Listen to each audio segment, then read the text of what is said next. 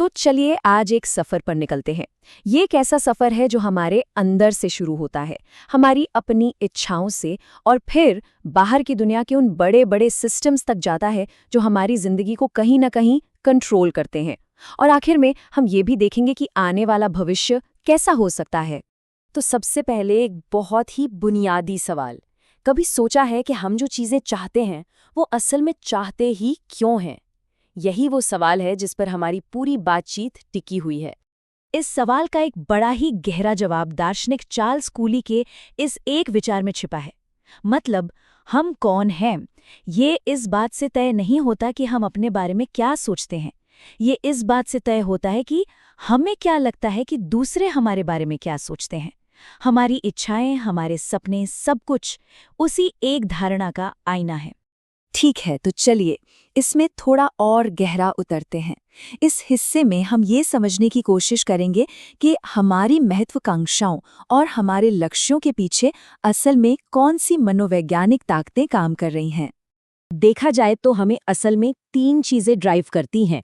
पहली तो ये कि हम चाहते हैं कि समाज में हमारी एक खास पहचान बने, लोग हमें एक खास नज़र से देखें।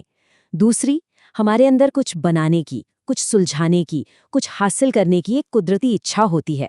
और तीसरी, हम ये चाहते हैं कि हमारी जिंदगी भर की मेहनत का कोई मतलब निकले, वो ऐसे ही बेकार न चली जाए।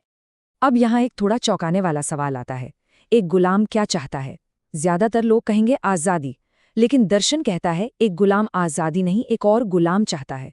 ये सोच हमें उस सिस्टम की तरफ ले जाती है जिसमें हम सब जी रहे हैं, एक ऐसा सिस्टम जो ऊंच नीच पर ही बना है। तो अब चलिए अपने पर्सनल साइकोलॉजी से जूम आउट करते हैं और उन सामाजिक ढांचों पर नजर डालते हैं जिनमें हम रहते हैं। ये जो सिस्टम है, ये हमेशा से ऐसे नहीं थे, इन्हें एक खास मकसद से बनाया गया था। जरा सोचिए, हम आज भी एक ऐसे सिस्टम में जी रहे हैं जिसे लगभग 300 साल पहले फैक्ट्रियों की जरूरतें पूरी करने के लिए बनाया गया था।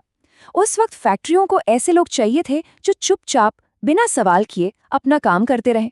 और हमारे स्कूल इसी सोच के साथ डिजाइन किए गए थे कि एक आज्ञाकारी, मतलब ओबीडियंट वर्कफोर्स तैयार हो सके। और ये सिस्टम एक जाल की तरह काम करता है। स्कूल हमें एक जैसा सोचना सिखाता है। फिर आती है सैलरी, वो नशा जो हमें इस सिस्टम में बनाए रखता है। और आखिर में लोन्स और ईएमआई का चक्र, ये पक्का कर देता है कि हम कभी इसे छोड़कर जाने की हिम्मत ही ना कर पाएं। एक डर कि नौकरी चली गई तो ईएमआई कैसे भरेंगे, हमें बांधे रखता है। पर सवाल ये उठता है कि क्या ये 300 साल पुराना सिस्टम अब टूट रहा है? चलिए अब थोड़ा भविष्य की तरफ देखते हैं और कल्पना करते हैं कि इसकी जगह क्या ले सकता है। जरा कल्पना कीजिए एक ऐसी दुनिया की जहां जिंदा रहने के लिए काम करना कोई मजबूरी ना हो, बल्कि सिर्फ एक ऑप्शन हो। टेक्नोलॉजी और अर्थव्यवस्था में जो बड़े बदलाव हो रहे हैं वो शायद हमें इसी भविष्य की ओर ले जा रहे हैं। अंकुर वारिकू का मानना है कि टेस्ला जैसी कंपनियां एनर्जी, ट्रांसपोर्ट और रोबोटिक्स को इतना सस्ता कर देंगी कि वो $10 ट्रिलियन की बन सकती हैं। सोचिए, इससे दुनिया में कितनी दौलत पैदा होगी, इतनी जिसकी हमने शायद कभी कल्पना भी नहीं की होगी। तो सवाल ये है कि अगर इतनी दौलत पैदा होती है तो उसे बांटा कैसे जाएगा? यहीं पर यूनिवर्सल बेसिक इनकम यानी यूबीआई का आइडिया आता है। एक ऐसा सिस्टम जिसमें हर नागरिक को सरकार की तरफ से एक बेसिक इनकम मिले ताकि उसकी बुनियादी जरूरतें पूरी हो सके, बिना नौकरी की किसी मजबूरी के। अच्छा, इस नए भविष्य को और हमारे रिश्तों को समझने के लिए ना, हमें पीढ़ियों के बीच की सोच का फर्क समझना होगा। एक तरफ है ऑन डिमांड जनरेशन, जिसे सब कुछ बस अभी चाहिए, खाना, टैक्सी, प्यार, करियर में सफलता, सब कुछ इंस्टेंट। और दूसरी तरफ है इंतजार करने वाली पीढ़ी, जिसने ये सीखा था कि अच्छी चीजों में वक्त लगता है, कि धैर्य एक बहुत बड़ा गुण है। ये जो फर्क है ना, ये हमारे रिश्तों पर बहुत गहरा असर डालता है। तो चलिए इन बड़ी बड़ी बातों से वापस आते हैं उस चीज पर जो शायद सबसे ज्यादा मायने रखती है, हमारे इंसानी रिश्ते। आखिर एक कामयाब रिश्ते का राज क्या होता है? ये स्लाइड रिश्तों को समझने का एक बहुत ही दिलचस्प तरीका दिखाती है। देखिए, एक मजबूत रिश्ते का राज सिर्फ साथ में बिताया गया समय नहीं होता।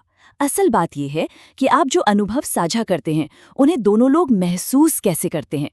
जब आप समय भी ज्यादा बिताते हैं और उन अनुभवों को एक जैसा महसूस भी करते हैं, तब जाकर बनता है एक रॉक स्टार रिश्ता। लेकिन जरा उस कोने में देखिए जहां समय तो बहुत है पर अनुभव बिल्कुल अलग अलग हैं। मतलब एक साथ रहते हुए भी दो अलग अलग जिंदगियां। और जानते हैं, ज्यादातर तलाक यहीं से शुरू होते हैं। और हर रिश्ते की नींव में एक और बहुत जरूरी चीज होती है, आत्मसम्मान और अहंकार के बीच का फर्क समझना। आत्मसम्मान मतलब सेल्फ रिस्पेक्ट, ये आता है खुद से किए वादों को निभाने से। ये एक अंदरूनी चीज है। जबकि अहंकार यानी ईगो, वो तो बस एक मुखौटा है जो हम दूसरों को दिखाने के लिए बनाते हैं, और ये सच्चे रिश्तों का सबसे बड़ा दुश्मन है। तो हम घूम फिर कर वापस उसी सवाल पर आ जाते हैं जो इस पूरी बातचीत के केंद्र में है। सोचिए, अगर काम सिर्फ एक ऑप्शन रह जाए, जिंदा रहने की मजबूरी ना रहे, तो आपकी जिंदगी का मकसद क्या होगा? आप सुबह बिस्तर से क्यों उठेंगे? ये वो सवाल है जो हमें हमारे होने के सबसे गहरे मकसद के बारे में सोचने पर मजबूर करता है।